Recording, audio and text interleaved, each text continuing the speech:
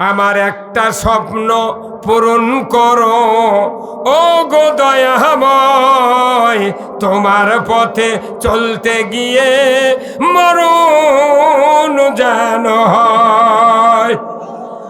আমার একটা স্বপ্ন পূরণ করো ও গো দয়াময়, তোমার পথে চলতে গিয়ে মরণ যেন হয়।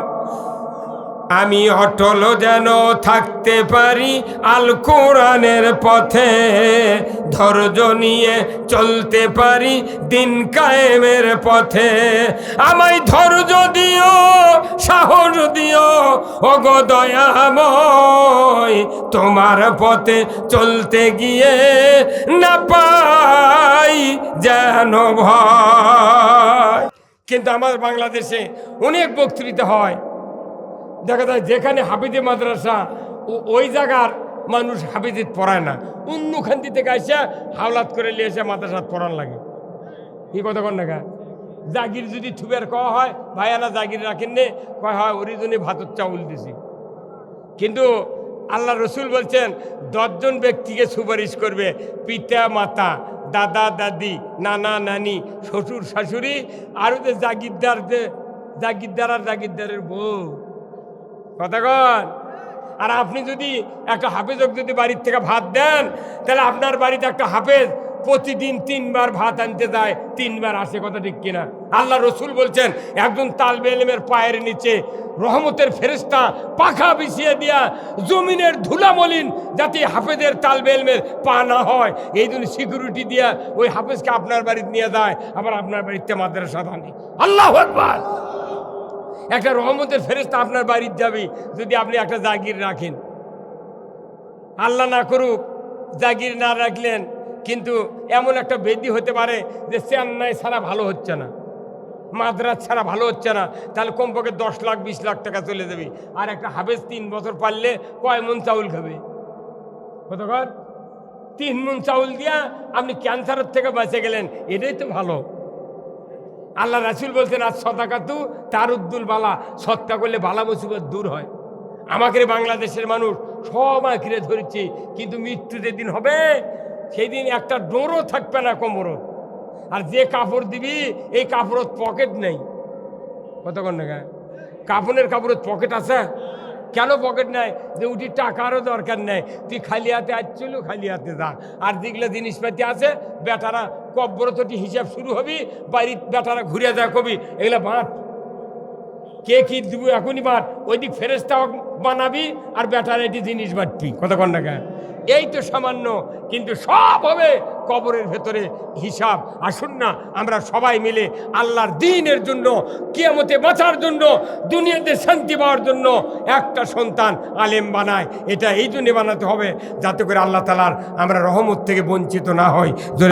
আপনার পেটত কি কোনোদিন চুলকয় না? পেটত কি চুলকয়? এইভাবে চুলকয় তো, কিন্তু এমন জায়গায় চুলকাচ্ছে আপনার হাতও পাচ্ছে না, হাতও পাচ্ছে না। তখন আপনি খালি মোচর করে দিয়ে হাত পাচ্ছে না, কি করি? তখন হয়তো আপনি যায় এই ইটের যদি বাড়ি প্লাস্টার করা থাকে সেদিনকে ডলবেন, কিন্তু ডললেও তো হবে না, ছিলে দেওয়ার ভয় আছে।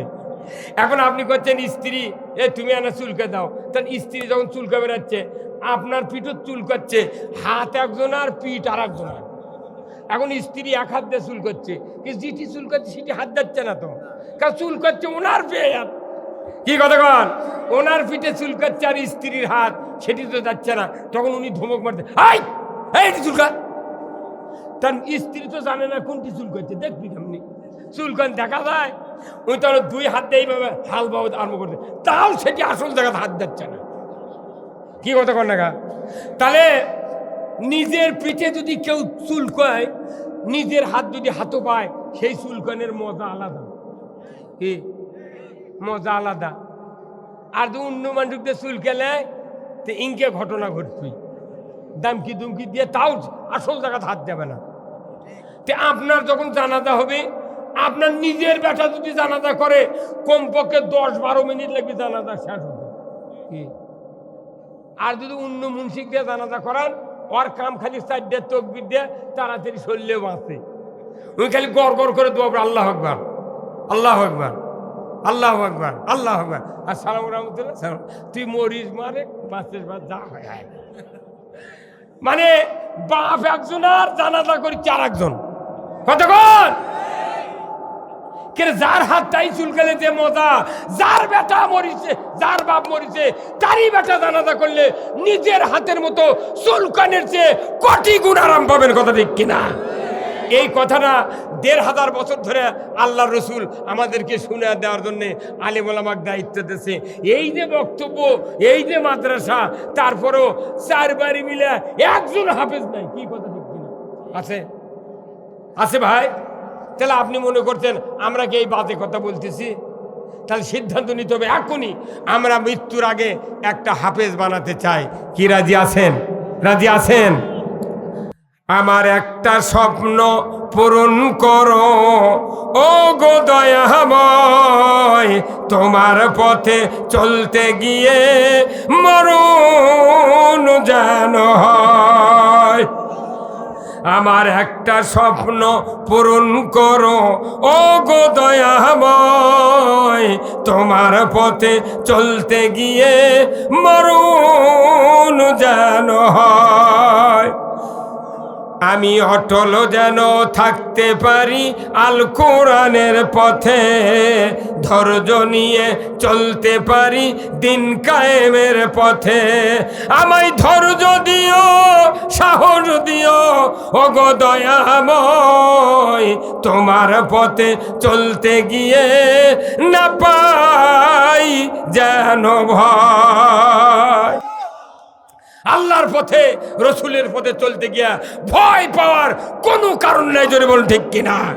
আমরা নিজেরা বাঁচতে চাই কোরআন নিয়া, মরতে চাই কোরআন নিয়া, আর আমাদের উত্তরসূরি যাদেরকে দুনিয়ায় রেখে যাব তাদেরকে আমরা আলিম বানাবো, হাফেজ বানাবো, কারি বানাবো, যাতে করে আমরা মৃত্যুর সময় ইমানের মৃত্যুতে মরতে পারি আর আখেরাতে মুক্তি পেয়ে জান্নাতে যেতে পারি। জোরে কোন আল্লাহু আকবার।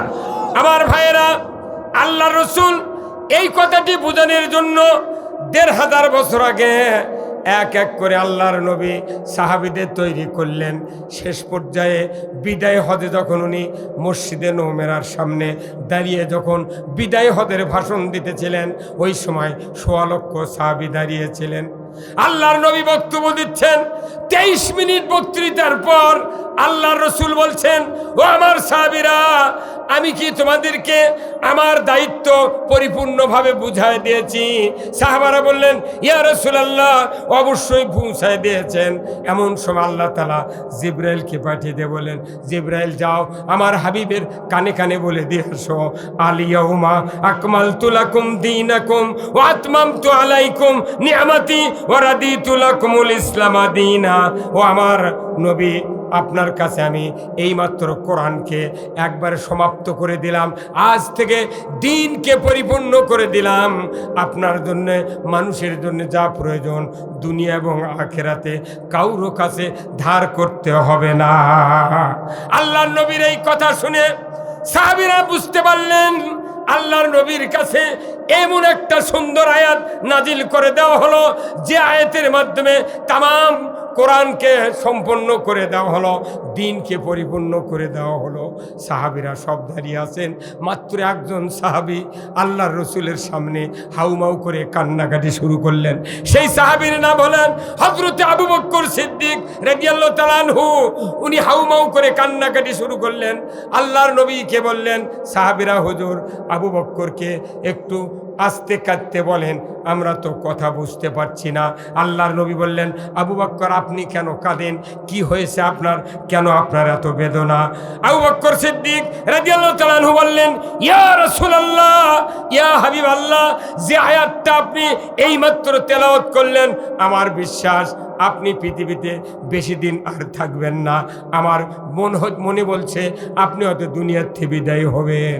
১৬ লক্ষ সাহাবীর ভিতরে মাত্র একজন সাহাবী এই আয়াতের মর্মবাণী বুঝেছিলেন। যদি বলুন ঠিক কিনা? আমার ভাইয়েরা, আজকে বাংলাদেশের ১,০০০ মানুষের ভিতরে একজন মানুষও কোরআন বিজয়ের চিন্তা বোঝে না। তাই আসুন আমরা কবরে যাব, কবরের ভেতরে আমাদেরকে জিজ্ঞাসা করা হবে, মার রব্বুকা ওমা দিনুকা ওমান নাবিউকা মান হাজার রাজুল। ওই পুরুষটিকে বলুন তো। কবরের ভেতরে মুমিনদেরকে 4টা প্রশ্ন করা হবে। জোরে কোন কয় প্রশ্ন?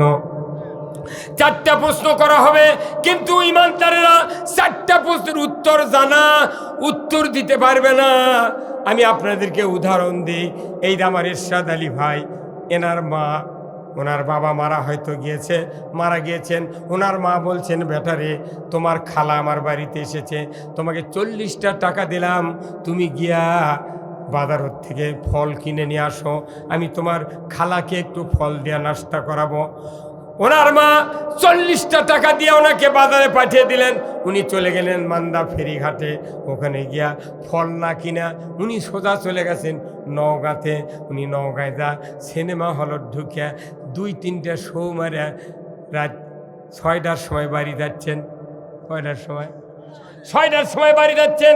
ওনার মা রাস্তায় ঘোরাফেরা করতেছেন, কখন আমার এরশাদ আসবে। কিন্তু শেষ পর্যন্ত দেখা গেল সন্ধ্যার দিকে উনি যখন বাড়িতে আসলেন, তখন মাও বলতেছে, বেটারে তুমি সকালবেলা তুমি গেলে ফল আনার জন্যে, এতক্ষণ তুমি কি করলে? উনি কি উত্তর জানে কি জানে না? উনি উত্তর জানে না। তুমি এতক্ষণ কি করলে? উনি কি উত্তর জানেন না? ওনার উত্তর কি হবে? যে আমি সিনেমাত গেছিলাম, কথা কন। কিন্তু উনি উত্তর জানে না, জানেও উত্তর দেওয়ার সাহস নাই, কাল্লা নিজ মুখ দিয়ে বসে আছে। তারপরে বলছে, বেটারে ফল আনতে বললাম, তুমি কেন ফল আনলে না? বলো কেন আনলো না? টাকা ফুরাতে টিকিট কাটতে, কথা কন। এরপরে বলতেছে, আমাকে টাকা ফেরত দাও। টাকা তো ফুরে গেছে, কেমনি ফেরত দেবে?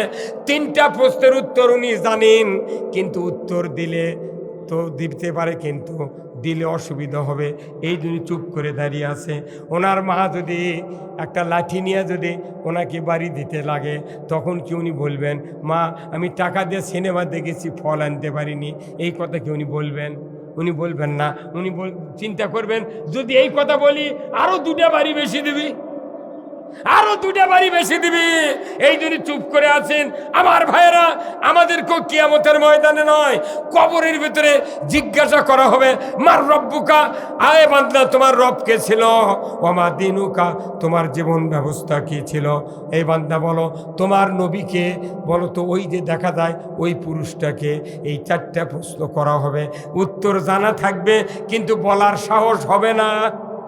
কি এখন বলিছে, মনে মনে চিন্তা করছি, কেন মা তো 40 টাকা দিছিল, খরচ করছি, আমি তো ফল আনিনি, তো 4-5টা বাড়ি দিয়ে নাই। মা হাফসাদা বলবে, যা 5 বাড়ি খামো, তাও উত্তর দেবো না।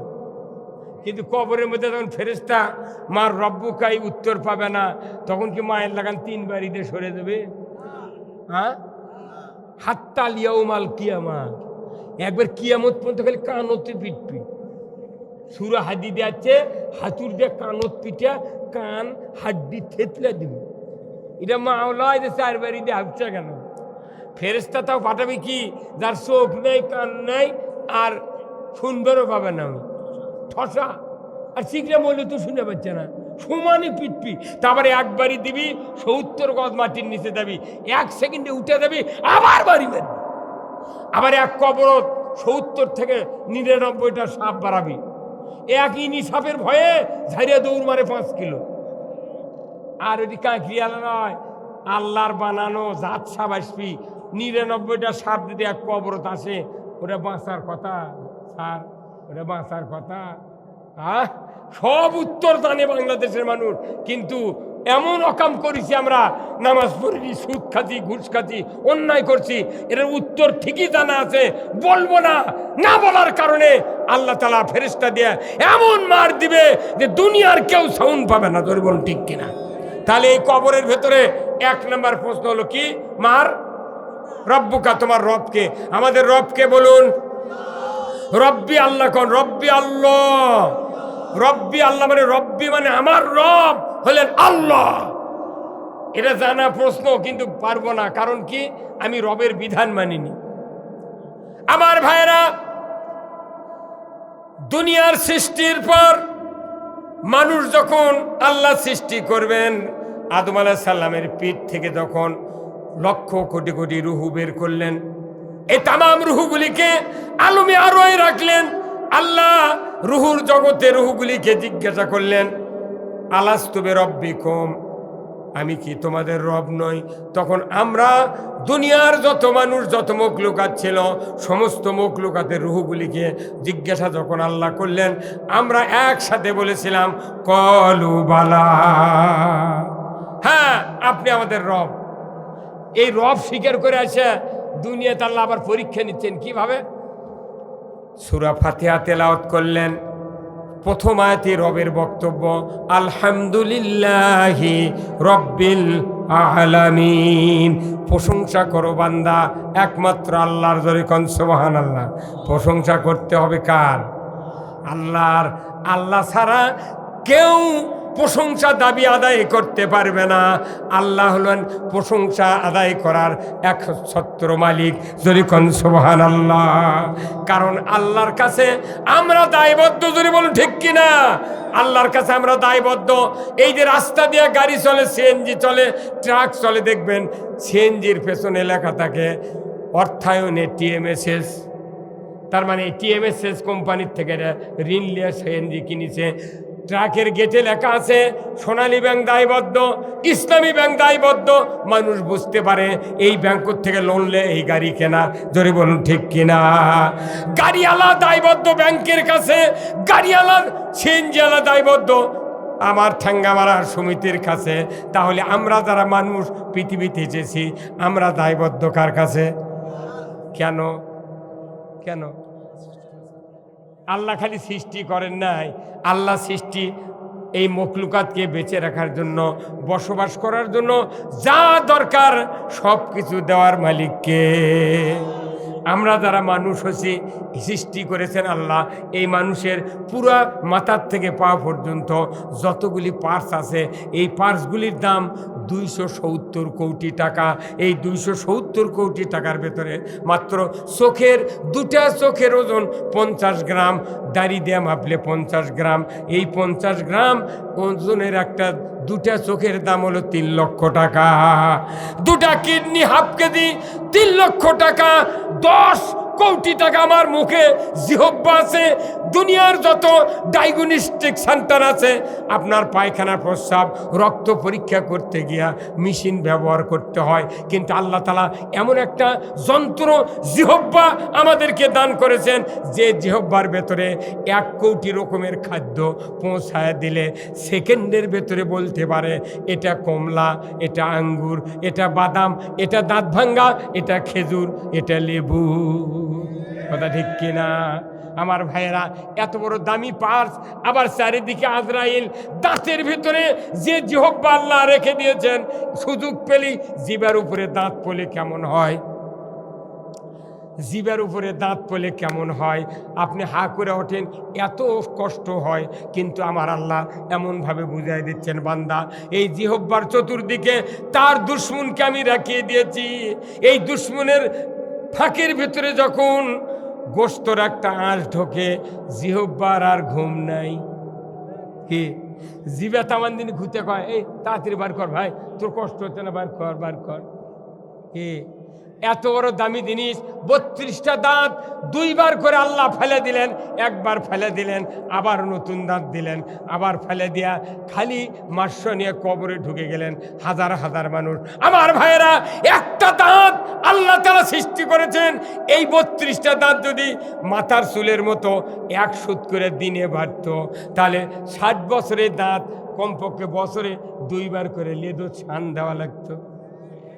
হ্যাঁ, কি এই দাঁতগুলো দেখলে 1 সুত করে চুলের মতো 1 সুত করে দিনে বাড়তো, তাহলে কমপক্ষে মাস পর পরই একটা হা করে এটি ছান দিয়ে লাগতো। তাছাড়া তো আপনি মুখ একবার মুখ দিয়ে গেল উনি। হ্যাঁ, তাহলে এই নিয়ন্ত্রণ কে করে? 2টা কান আছে, এই কানের ভিতরে 1 টুকরা গোস্ত আছে, তার নাম হলো ইথার। বৈজ্ঞানিকগণ বলেছেন এই সামান্য গোস্তের টুকরার ভেতরে 4 কোটি 4 কোটি সেল আছে। এই সেলের দ্বারা বাপ ডাকলে তার টোন বুঝতে পারে, মা ডাকলে টোন বুঝতে পারে, শ্বশুর ডাকলে টোন বুঝতে পারে, স্ত্রী ডাকলে টোন দিয়ে তার বুঝতে পারে, ছেলে ডাকলে টোন দিয়ে বুঝতে পারে কে কোথায় আজান দিচ্ছে। মাইকের আজান শুনলে বোঝা যায় অমুক মুয়াজ্জিন আজান দিচ্ছে। 4 কোটি সেল নিয়ে মানুষকে সৃষ্টি করা হয়েছে। দুনিয়ার মানুষ শুধু তাই নয়, কলিজা হাড় এতগুলি হাড্ডি দিয়া সব কিছু সৃষ্টি করার পর অর্থ দিয়েছেন, টাকা দিয়েছেন, পয়সা দিয়েছেন, জমা দিয়েছেন, জমি দিয়েছেন। বলুন তো এরপরে যদি যৌবন আমাদেরকে না দিতেন তাহলে আমাদেরকে হোটেলে বকত গামছা দিয়ে বিরিয়ানি পাক করা লাগতো। হ্যাঁ, একটা হুন্ডা বাংলাদেশ বিক্রি হলো না। উই হচ্ছে হোটেলত পাকানি ও কে হুন্ডা দেবে দিবি, আর কিছু নাই, যৌবন নাই, তোর কিছু নাই। কথা কর, সব আছে, যৌবন নাই, কচুর সাথে গলাপ দড়িতে মরা লাগলো। এই যুবক ভাই কন্যা, যে যৌবন না থাকতো একটা টাচ মোবাইলের ভিডিও কলে কেউ কল করতো না। আমার দামই নাই, মানে কল করে কি করবো? কথা কয় না, মানে কথা কয় না। তাহলে যৌবনের কি দাম? তাহলে মানুষকে আল্লাহ কত দিয়েছে? এই 270 কোটি টাকার মালামাল দিয়েছে। আর ওই মাত্র এই একটা ট্রাকের কয় লাখ টাকা দিয়েছে, তারই জন্য দায়বদ্ধ। সিএনজির কয় টাকা দিয়েছে, তারই জন্য দায়বদ্ধ। আর আপনার 270 কোটি টাকার মাল দিয়েও আল্লাহ ক্ষান্ত হয়নি। যা দরকার অক্সিজেন, একদিন 700 টাকা লাগে হসপিটালে, আর আপনি 24 ঘন্টা অক্সিজেনটা নিচ্ছেন। এমনভাবে মেশিন আল্লাহ তৈরি করছেন, বান্দা তুমি ঘুম পারবে, অক্সিজেনের পাম্প চলবি। কত ঘন্টা? আল্লাহ যদি খালি বলতেন যে অক্সিজেন আজান হলে তুই যদি জুম্মার দাস তাহলে অক্সিজেন খুলে দেবো, তাছাড়া দেবো না, তাহলে মানুষ অজু করে আগেই দাঁড়িয়ে থাকলো হিন। কথা বলে মানে, তাহলে আপনি মনে করেন দায়বদ্ধ। এই আমার এরশাদ ভাই যদি আপনাদের সবার হাতে হাতে 10,000 করে টাকা হাওলাত দেয়, আর এনার গরু যা যদি আপনাকে জমির ধান খায়, আপনারা কি ওনার উচ্চ বাচ্চা কিছু বলতে পারবেন? কেন বলবেন না? কিছু কিছু গালমন্দ করলেই ভাই বলবি বাবার টাকা লিছিল যেত। মাত্র 10,000 টাকা নেওয়ার কারণে আপনি ওনার কিছু করছেন না, আর আপনার কোটি কোটি টাকার মাল দিয়া কি দেয়নি আল্লাহ? এই পৃথিবীতে বালুর খনি, আমার বাংলাদেশে বালুর খনি, গ্যাসের খনি, আমার বাংলাদেশে মাটির খনি, গাছ, আম বাগান যা আছে সব দিল। এমন একটা জিনিস নাই যে পৃথিবীতে মানুষের অভাব আছে। এই যে যতগুলা গাড়ি ঘোড়া আছে, এই টায়ার আছে না, টায়ার কিসের? টায়ার বানাচ্ছে কি দেয়া? তাহলে যতগুলা গাড়ি আছে টায়ার আছে তো চাকার, তারপর 2-1টা রিজার্ভে আছে, তারপর দোকানত কত আছে, ফ্যাক্টরিত কত বানাচ্ছে, তাহলে এই রবার দেশে কে? এই জন্য আল্লাহ বলছেন আলহামদুলিল্লাহি রব্বিল আলামিন। বান্দা তুমি আমার কাছে দায়বদ্ধ, অতএব আমার প্রশংসা করিতেই হবে। যদি না করো, আমার বর্ষতা স্বীকার না করো, তাহলে আমার রাজ্য থেকে বেরিয়ে যাও। আল্লাহ কোরআনে বলছেন ইয়া মাশারাল জিন্নি ওয়াল ইনসি ইন ইসতাতাতুম আন তানফুযু মিন আকতারিস সামাওয়াতি ওয়াল আরদ ফানফুযু লা তানফুযুনা ইল্লা বিসুলতান। আমার আল্লাহ বলেছেন, ও পৃথিবীর মানুষেরা, তোমরা যদি আমার নিয়ামতের যদি শুকরিয়া আদায় না করো, আমার যদি প্রশংসা জ্ঞাপন না করো, আমার রাজ্য থেকে বেরিয়ে যাও। কোথায় যাবেন?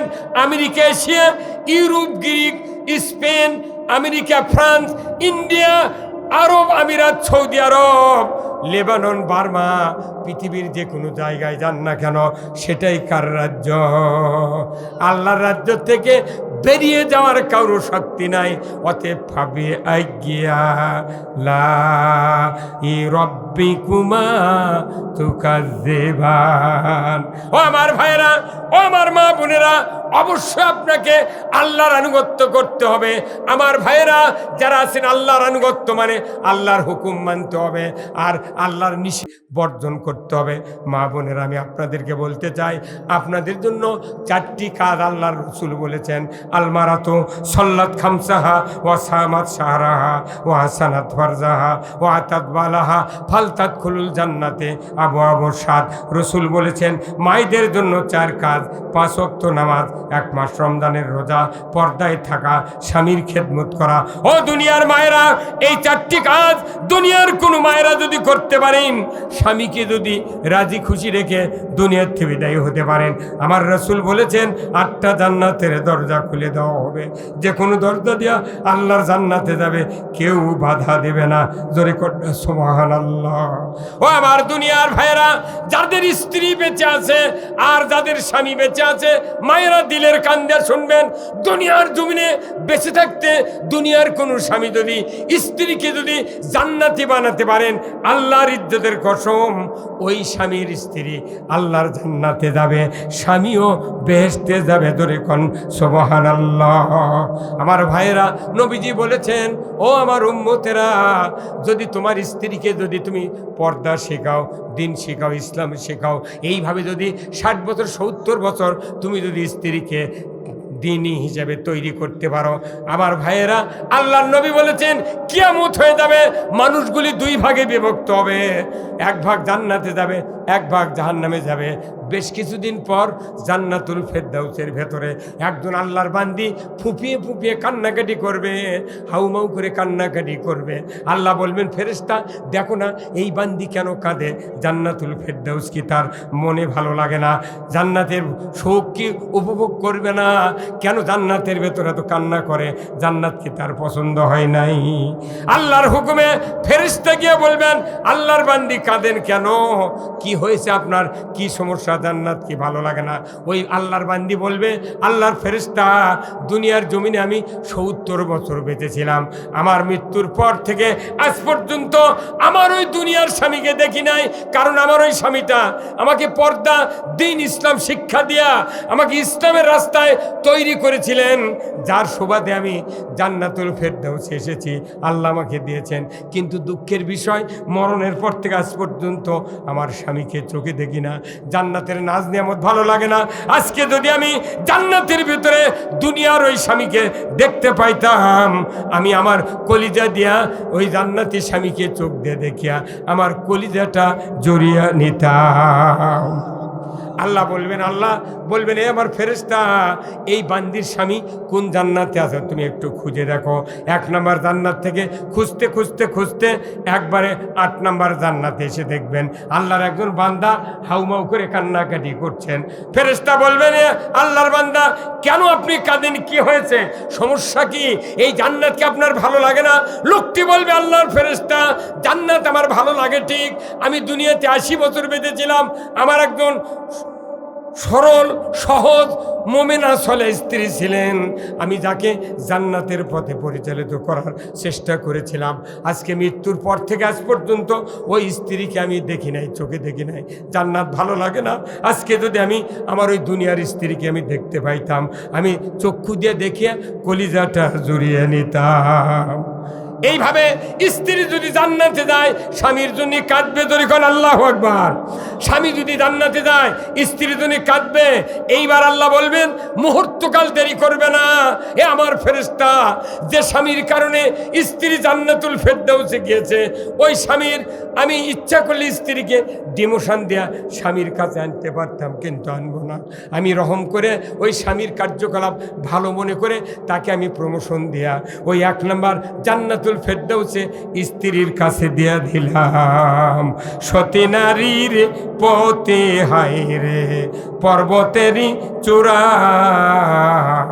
অসতী নারীর পতি ভাঙ্গা নায়ের গোড়া, খালি পায়ে হাঁটা ভালো কষা জুতা যারো, দেশ হতে বিদের ভালো কল্লা নারী যারো।